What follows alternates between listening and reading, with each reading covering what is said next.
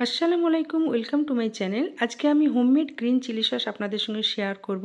তা পুরো ভিডিওটা দেখার জন্য বিশেষ অনুরোধ রইল। তা আমি এখানে কাঁচা লঙ্কা ভালো করে ধুয়ে পরিষ্কার করে একটা বোলের মধ্যে নিয়ে নিয়েছি। এবারে গ্যাসটাকে অন করে গ্যাসে একটা প্যান বসিয়ে দিয়ে এতে আমি 2 কাপ পানি দিয়ে দিলাম। পানি দিয়ে পানিটা আমি চাপা দিয়ে দেবো। পানিটা একটু গরম হলে তারপর এর মধ্যে আমি একদম পাতলা পাতলা করে ছোট্ট একটা আলু কেটে রেখেছি, সেটাও আমি এর মধ্যে দিয়ে দিলাম। এবার এই আলুটা আমি পাতলা করে এজন্যই কেটেছি যাতে আলুটা চট করে সেদ্ধ হয়ে যায়। আর এই আলুটা কিন্তু গ্রিন চিলি সসে কিন্তু অবশ্যই দিতে হবে, কারণ গ্রিন চিলি সসে এই আলুটা দিলেই তবে কিন্তু চিলি সসের গ্রেভিটা সুন্দর হবে। আর সেই সঙ্গে আমি দিয়ে দিলাম 3-4টে আদার টুকরো এবং 4-5টা রসুনের টুকরো, এগুলো আমি দিয়ে দিলাম। এবার এর মধ্যে আমি দিয়ে দিচ্ছি 1 টেবিল স্পুন নুন। এই নুনটা দেওয়ার পরে আমি 1 টেবিল স্পুন নুন দিয়েছি এবং সেই পরিমাণ আমি চিনিও এর মধ্যে এই টেবিল স্পুনেরই আমি চিনি দেবো, অর্থাৎ যে চামচের আমি নুন দিলাম সেই চামচেরই মেজারমেন্ট করে আমি চিনিটা দেবো। আর যেহেতু কাঁচা লঙ্কাগুলো কিন্তু অনেকটাই ঝাল আছে, সেই জন্য চিনির পরিমাণটা একটু বেশি দেবো। তা মেজারমেন্টটা প্লিজ একটু দেখবেন, মেজারমেন্টটা যদি ঠিক হয় তাহলে চিলি সসটা কিন্তু খেতে খুব সুন্দর হবে। তাই যেহেতু পানিটা এবার ফুটে গেছে, এইবার আমি দিয়ে দিলাম 2 টেবিল স্পুন ধনিয়া। এখানে আমি গোটা ধনিয়াকে ভালো করে ঝেড়ে পরিষ্কার করে নিয়েছি, নিয়ে গোটা ধনিয়া 2 টেবিল স্পুন দিয়ে দিলাম। এইবার আমি আবার চাপা দিয়ে দিলাম। তারপর যখন টকবক করে ফুটে যাবে তারপর আমি এর মধ্যে চিনিটা দিয়ে দেবো। তা আলুটা যতক্ষণ না সেদ্ধ হচ্ছে ততক্ষণ কিন্তু আমি চিনিটা দেবো না। এবার আলুটা সেদ্ধ হচ্ছে কি আমি একটু স্প্যাচুলা দিয়ে দেখিয়ে দেবো। তা যদি আলুটা সেদ্ধ হয়ে যায় তখন আমি এর মধ্যে চিনি দেবো, নাহলে আমি আরেকবার চাপা দিয়ে দেবো। তা আলুটা সেদ্ধ হয়ে গেছে, তা এইবার আমি কিন্তু চিনি দেবো। তা চিনির পরিমাণটা আমি নুনের যে পরিমাণটা দিচ্ছি তার থেকে একটু বেশি দেবো। নুন আমি 1 টেবিল স্পুন দিয়েছিলাম, চিনি আমি 3 টেবিল স্পুন দিলাম, অর্থাৎ 3 চামচ চিনি 1 চামচ নুন দিলাম। তো এখানে পরিমাণটা মেজারমেন্টটা কিন্তু যদি ঠিক হয় আবার বলছি, তাহলেই কিন্তু চিলি সসটা খেতে সুন্দর হবে।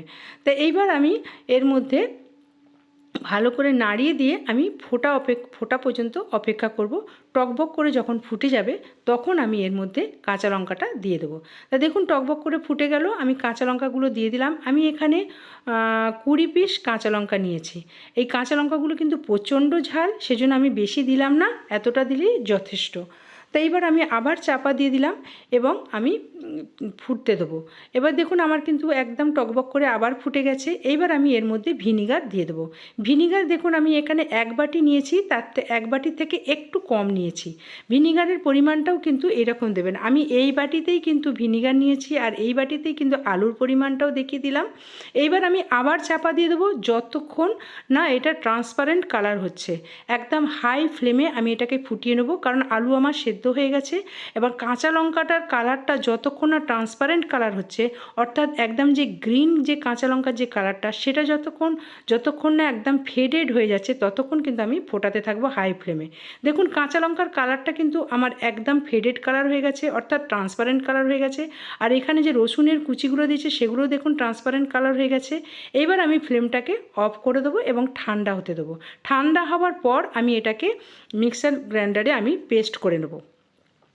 তো মিক্সার গ্রাইন্ডারে আমি এটা পেস্ট করে নিয়েছি। নেবার পর আমি একটা ছাঁকনিতে আমি ছেঁকে নিচ্ছি এবং যেই প্যানে আমি কাঁচা লঙ্কাগুলো ফুটিয়েছিলাম সেই প্যানেই আমি কিন্তু এটা পেস্টটা আমি একটা ছাঁকনির মধ্যে ছেঁকে নিচ্ছি। এবার ভালো করে ছেঁকে নিতে হবে যাতে মানে লঙ্কার যদি দানাগুলো থেকে যায় দানাগুলো কিন্তু ছাঁকনির মধ্যে থেকে যাবে।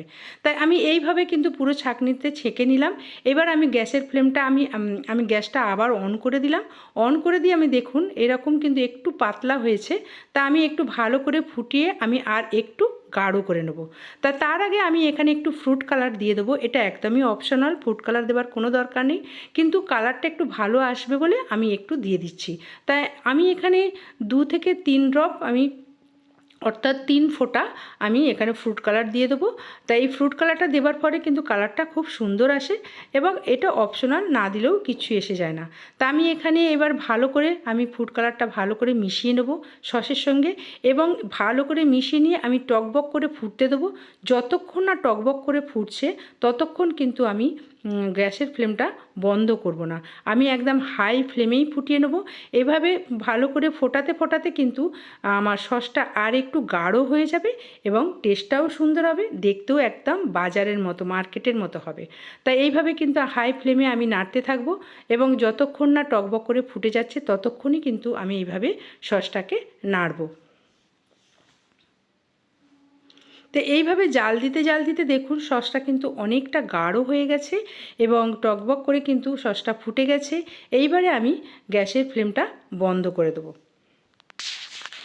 আমি একবার দেখিয়ে দিচ্ছি যে সসের গাঢ়ত্বটা কীরকম হয়েছে, সেটা আমি একবার স্প্যাচুলা দিয়ে দেখিয়ে দিচ্ছি।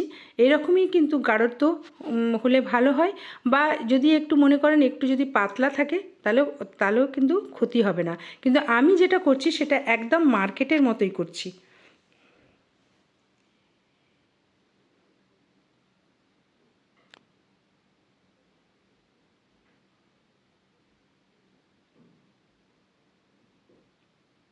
এইরকম গাঢ়ত্বে এসে গেছে, অর্থাৎ আমি এবারে গ্যাসের ফ্লেমটা বন্ধ করে দেবো, দিয়ে আমি এবার সসটাকে ঠান্ডা করে নেব। সসটা আমি ঠান্ডা করে নিয়েছি এবং একটা বোতলের মধ্যে আমি স্টোর করে নিলাম। তা বোতলটা আমি আগে থেকেই গরম পানিতে ধুয়ে ভালো করে মুছে শুকনো করে নিয়েছিলাম, এই বোতলের মধ্যে আমি স্টোর করে নিলাম।